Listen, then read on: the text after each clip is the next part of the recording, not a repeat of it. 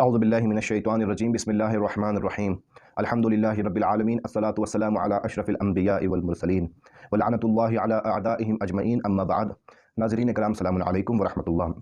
سب سے پہلے آپ کی خدمت میں ولادت امام علی نقی علیہ السلام کے موقع پر پرخلوص مبارکباد پیش کرتے ہیں، اور اس مبارک موقع پر دعا گو ہیں کہ پروردگار امام ہادی امام نقی کے وسیلے سے ہماری تمام مشکلات کو دور فرمائیں اور ہماری تمام دعاؤں کو اپنی بارگاہ میں قبول فرمائیں۔ امام کے حوالے سے 2 روز مسلسل آپ کی خدمت میں درس پیش کیے گئے، امام کی سیرت عملی، امام کی زندگی، امام کے کمالات۔ آج بھی آخری درس امام علی نقی علیہ السلام کے حوالے سے انشاءاللہ پیش کیا جائے گا۔ امام نقی علیہ السلام کی زندگی کے کمالات میں 2 چیزیں سر فہرست ہم دیکھ سکتے ہیں۔ پہلی چیز، امام کی زندگی میں 2 ایسی زیارتیں ہمیں ملتی ہیں جو امام نے ہم تک پہنچائی ہیں۔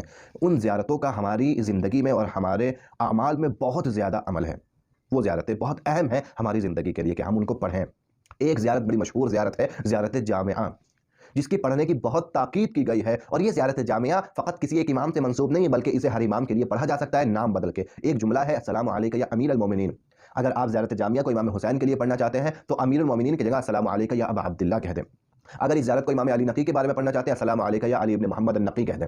یہ زیارت جامعہ ہر امام کے لیے پڑھی جا سکتی ہے، یہ اس کی خاص بات ہے۔ اور زیارت جامعہ امام کی معرفت کا بہترین ذریعہ ہے کہ اگر اس زیارت کو پڑھ کر ہم سمجھنے کی بھی کوشش کریں تو اس میں امام کی معرفت ہمیں بیان کی گئی ہے۔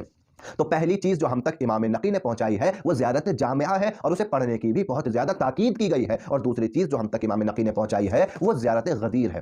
عید غدیر کے دن جو زیارت پڑھی جاتی ہے وہ زیارت امام علی نقی سے منسوب ہے، اور آپ نے ہم تک پہنچائی ہے اور تاکید کی ہے کہ غدیر کے دن ہمارے چاہنے والے اس زیارت غدیر کو ضرور پڑھیں۔ ایک زیارت جامعہ اور ایک زیارت غدیر جو ہم تک پہنچی ہے امام علی نقی علیہ السلام کے طفیل کے ذریعے سے۔ عزیزان محترم، دوسرا کمال امام کی زندگی کا وہ ہے وکیلوں کے جو سسٹم کو مضبوط کرنا۔ ہم جانتے ہیں کہ اس زمانے میں امام کے وکیل ہوا کرتے تھے، ہر شہر میں وکیل ہوتے تھے، خاص کر اصفہان میں، قم میں، مشہد میں، اور اس کے علاوہ بصرے میں، کوفے میں، مدینے میں، ہر جگہ امام کے وکیل ہوتے تھے، اور لوگ ان وکیلوں تک جاتے تھے اور اپنی بات کو پہنچاتے تھے، اور یہ وکیل امام تک اپنی بات کو پہنچایا کرتے تھے۔ یہ وکلا کا جو برنامہ تھا، یہ وکیلوں کا سسٹم جو تھا، یہ شروع کیا تھا امام جعفر صادق علیہ السلام نے۔ یعنی سب سے پہلے اس برنامے کو امام جعفر صادق علیہ السلام نے شروع کیا۔ وکیلوں کے اس سسٹم کو مضبوط کیا ہے امام محمد تقی علیہ السلام نے، اور اس سے سب سے زیادہ فائدہ حاصل کیا ہے اور سب سے زیادہ امت اسلامی کو فیض پہنچایا ہے امام علی نقی علیہ السلام نے۔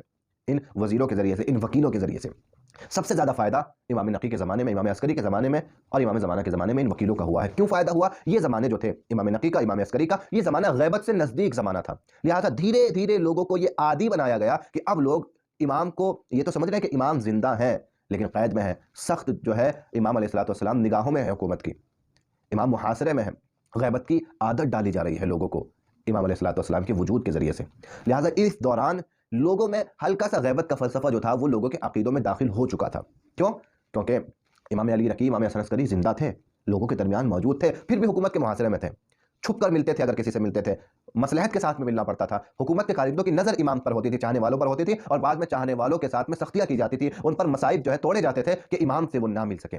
لہٰذا امام عسکری کی زندگی میں ہم دیکھتے ہیں کہ کوئی روغن فروش بن کے جاتا ہے اور اپنے تیل کے برتنوں میں جو ہے نامے چھپا کے لے جاتا ہے، امام تک پہنچاتا ہے، امام ان کے جواب دیتے ہیں، اور کوئی اپنی کسی اور معاشیت کے ذریعے سے امام تک پیغامات کو پہنچاتا ہے۔ لہٰذا وکیلوں کے سسٹم نے امام کی چاہنے والوں کو، امت کو اور شیعوں کو خاص کر غیبت کے لیے ایک طریقے سے آمادہ کیا ہے، تیار کیا ہے، اور اس وکیل کے جو ہے وکلا کے ذریعے سے ہی امام علیہ السلام نے زیادہ تر پیغامات لوگوں تک پہنچائے ہیں۔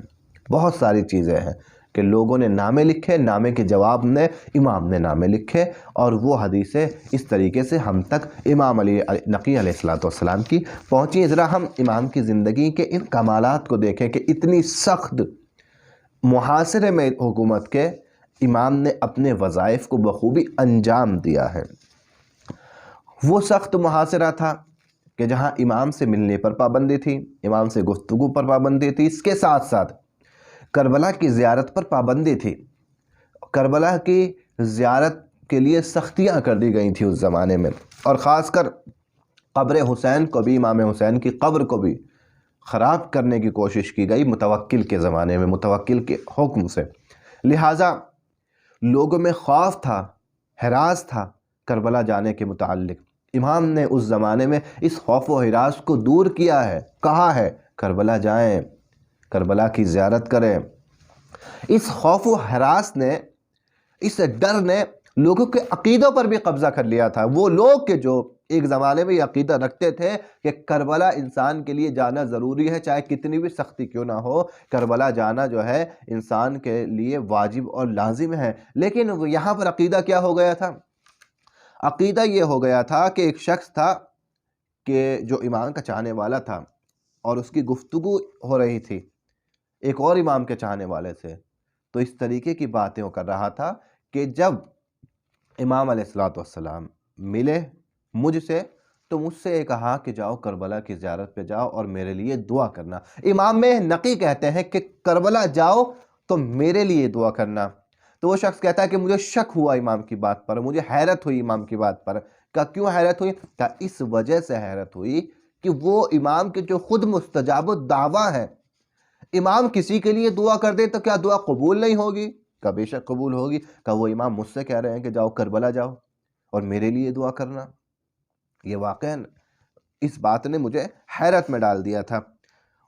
اس کے بعد یہ شخص جو اس بات کو سن رہا تھا، ابو ہاشم جعفری، اب یہ جو سن رہے تھے امام کے چاہنے والے تھے ابو ہاشم جعفری، اب یہ ایک مرتبہ پہنچتے ہیں امام کی خدمت میں، اور امام کی خدمت میں پہنچ کر اسی مسئلے پر گفتگو ہوتی ہے۔ کیا یہ ابن رسول اللہ، آپ نے اپنے ایک چاہنے والے سے کہا تھا کربلا جاؤ میرے لیے دعا کرنا، اور اس چاہنے والے کے دل میں یہ خیال آیا کہ آپ تو خود مستجاب الدعویٰ ہیں، آپ کی خود دعائیں قبول ہوتی ہے، تو آپ نے ہم سے کیوں کہا کہ کربلا جا کے دعا کرنا؟ تو امام نقی علیہ السلام نے فرمایا کہ اے ابو ہاشم، کیا تم نے نہیں پڑھا، کیا تم نے نہیں سنا کہ رسول خدا خود خانہ کعبہ تک جاتے تھے، خانہ کعبہ کی زیارت کرتے تھے، خانہ کعبہ کا طواف کرتے تھے، رسول خدا خود خانہ کعبہ کا بوسہ لیا کرتے تھے، حجر اسود کا بوسہ لیا کرتے تھے۔ کہا جب رسول خدا خود اتنے محترم تھے، جب رسول خدا خود اتنے مقدس تھے، تو کیا ضرورت تھی رسول خدا خانہ کعبہ کا طواف کرے اور وہاں جا کے دعا مانگے، وہاں جا کے حجر اسود کا بوسہ لے اور دعا مانگے، جب خود رسول خدا مستجاب الدعویٰ تھے؟ کہا جب رسول خدا صلی اللہ علیہ وآلہ وسلم بھی اس منزل پر فائز ہونے کے باوجود بھی وہ اصول اور وہ چیزیں کہ جو عام لوگوں کے لیے بیان کی گئی ہیں ان میں خود بھی شریک ہوتے ہیں۔ ہم آخر میں امام علیہ السلام کی کچھ حدیثوں کو پڑھتے ہیں اور امام کی حدیثوں کے ذریعے سے بہتر طریقے سے امام کی علمی میراث کو سمجھنے کی کوشش کرتے ہیں۔ یہ حدیث امام کی علمی میراث ہے جو ہم تک پہنچی ہیں، ہمارے لیے پہنچی ہیں، ہمارے عمل کرنے کے لیے پہنچی ہیں۔ یہ کتابوں میں لکھنے کے لیے نہیں پہنچی، یہ اسٹیٹسوں پہ لگانے کے لیے نہیں پہنچی، یہ ہمارے عمل کرنے کے لیے حدیثیں ہم تک پہنچی ہیں۔ تو دیکھتے ہیں کہ امام علیہ السلام نے ان حدیثوں میں کن باتوں کو ہم تک پہنچانا چاہا ہے۔ بسم اللہ الرحمن الرحیم۔ العقود یعقب القلۃ وتعدی الی الذلہ۔ عزیزان محترم، بہت سے لوگ فقر میں اور غربت میں مبتلا رہتے ہیں۔ پیسوں کی تنگی، رزق کی تنگی بہت سے لوگوں کو پریشان کرتی ہے۔ لہٰذا کچھ لوگ پوچھتے ہیں کہ بتائیے مولانا، کیا وجہ ہے ہمارے رزق میں تنگی ہے؟ کیا وجہ ہے ہمارا رزق کم آ رہا ہے، ہم تک کم پہنچ رہا ہے، رزق میں قلت ہے؟ وجہ تو پروردگار کو معلوم ہے کہ رزق میں قلت کی وجہ کیا ہے، لیکن امام ایک عمل کی طرف اشارہ کر رہے ہیں کہ یہ عمل رزق میں قلت کا سبب بنتا ہے۔ کون سا عمل؟ اب یہ عمل انسان دیکھے، خدا نہ کرے اگر یہ عمل انسان اپنی زندگی میں انجام دے رہا ہے تو اس سے توبہ کرے تاکہ اس کے رزق میں وسعت ہو سکے۔ کیا کہتے ہیں؟ العقوق یعقب القلۃ وتعدی الی الذلہ۔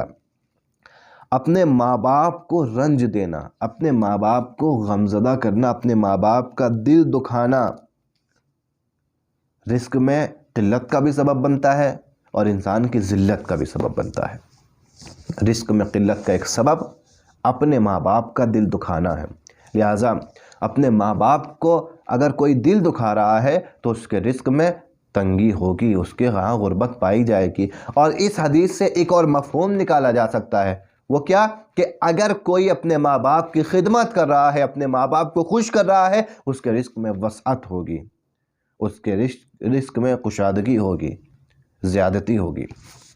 یہ امام علیہ السلام ایک حدیث میں رزق کی وسعت اور قلت کے بارے میں ایک سبب بیان کر رہے ہیں۔ پروردگار عالم سے دعا ہے کہ امام کی اس ولادت کے صدقے میں اس امام کے وجود بابرکت کے صدقے میں ہماری مشکلات کو دور فرما اور ہماری دعاؤں کو اپنی بارگاہ عالی میں قبول فرما۔ السلام علیکم ورحمۃ اللہ وبرکاتہ۔